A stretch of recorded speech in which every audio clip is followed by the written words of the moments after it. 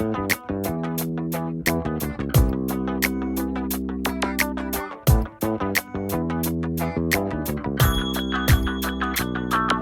Trina, thanks so much for sitting down with 1966. So let's just go all the way back to the beginning. Who or what inspired you to be an actress?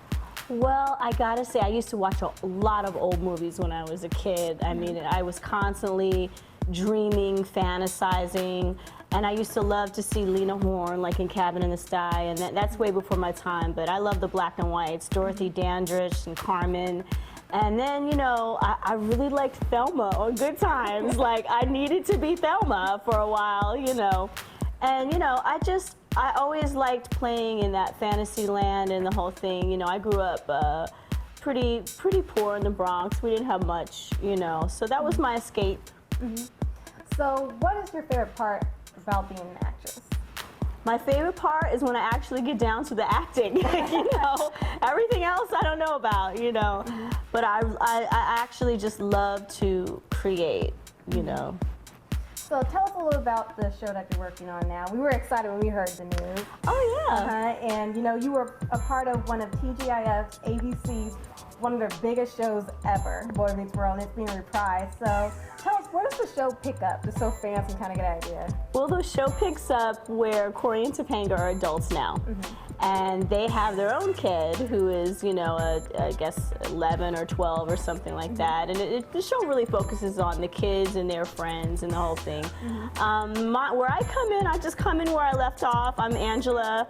Of course, that's Corey's best friend, Sean's girl, and we had a pretty epic love affair. So, you know, I just come back and we pick up. I've been told the storyline, but I'm not really allowed to speak about it. Okay. But it's going to be pretty juicy because there's a lot of Shangela fans, is what they call it. And I think they're going to be satisfied this time around for sure. Yeah. Now, for different ones who are just going to be newbies to the show, kind of talk about your character. Like, is she sassy? Who is Angela Moore? Well, you know what? Angela Moore, funny enough, really was me back then, you know, and I don't know how I'm going to do Angela. I'm going to have to really dig deep because I feel like I'm such a different person since then. But Angela was very earthy. One of the things I loved, it was an interracial relationship, and he didn't fall in love with me because he liked black women or was mad at a white woman. He fell in love with me not knowing who I was, and he found a purse. And in the purse were all these things that he thought this would make the perfect woman for him. So I really enjoyed that aspect of it. They never really went too far on the color lines and everything. But as far as how Angela was, she was very earthy, very down to earth, very calm. And she was very passionate and artistic, you know, and not afraid to express herself. And honestly, I think she was so uptight a lot, you know, like there was always a problem, you know, so maybe we should be a little happier this time around, you know. We'll hope for that. Yeah. So, you know, we've been watching like a lot of the old episodes on MTV because we've been playing them, and it seemed like you guys just had a blast each and every episode. What was it like working with the cast? Oh, they're crazy, every single one of them. But I love them. I love them. We had a lot of fun, a lot of jokes in between takes. We used to clown Mr. Feeney all the time. I know he hated us, like by the end, like really, guys. But we had a lot of fun, and I will say especially I had a lot of fun with Ryder, and I had a lot of fun with Will especially, you know. Yeah. Well, to us, you seem like you're superwoman, because it seems like you're just always busy and everything. So how do you like balance, you know, your personal life and set life? I honestly, I've been pretty bad at it for a long time. It wasn't until someone came into my life that I really, really cherished, Marcella Thedford, that I kind of learned the value of the balance, you know, because I used to go for broke with work, and then when it was over, I'd go back to, you know, okay, now it's family time, and honestly, your day, if you want to be successful in both, you got to break up your day accordingly, you know, and I've always been a very driven person, so, you know, I'm thankful for the person in my life that introduced the value of that kind of balance and of juggling it a little better. Oh, wonderful. Well, this issue for September is all about, you know, fall fashion. So what do you feel like for wear during the cooler months? During the cooler months, I like to go to somewhere where it's hot, but Don't blame me. honestly, I love nice fabrics that really feel good on the skin, quality fabrics.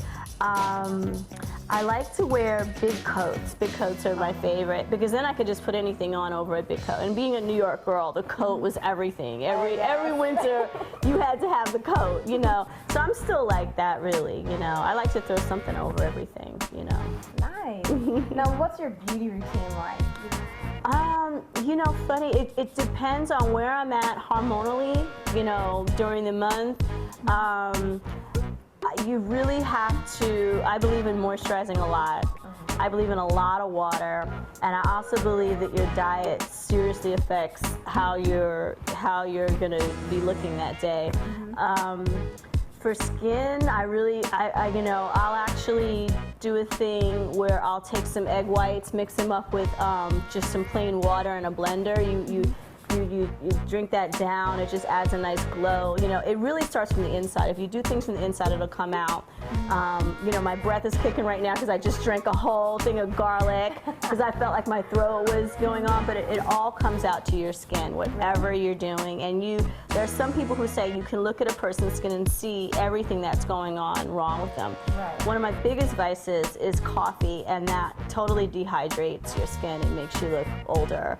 You know, so if you're gonna go that route, coffee, alcohol, you have to balance it with a lot of water. Right. You know? See, I was going to ask you if you have any beauty tips for the people. You gave us a lot. I don't know if there's anything else you can think of to kind of share with us.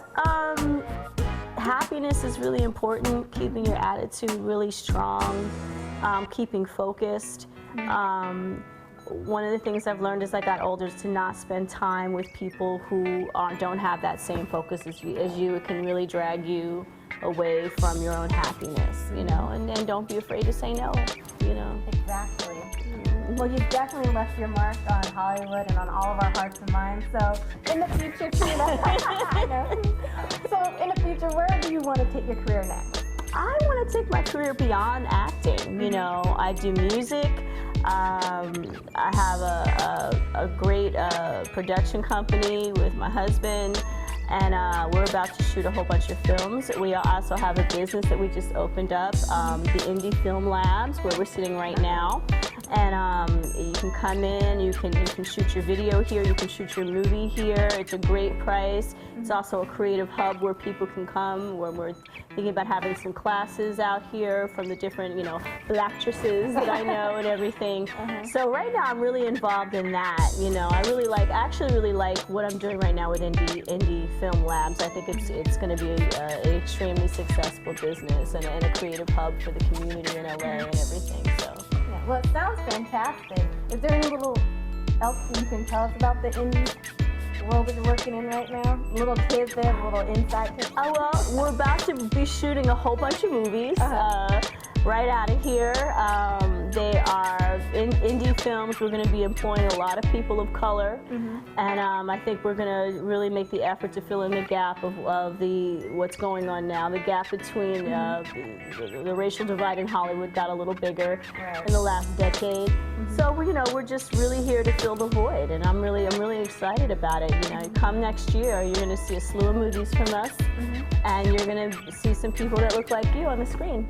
See, that is wonderful. That's what we're all about here at 1966 Magazine. Yeah. So we definitely support you, and if you ever want to talk about anything else regarding that, let us know. I love to, and I love your fashions. You know, it's so important to support the black designers and everything. We're up here on these rap songs yelling about everybody else and what they're doing, and we have the ability to be just as strong as them. Exactly. You know.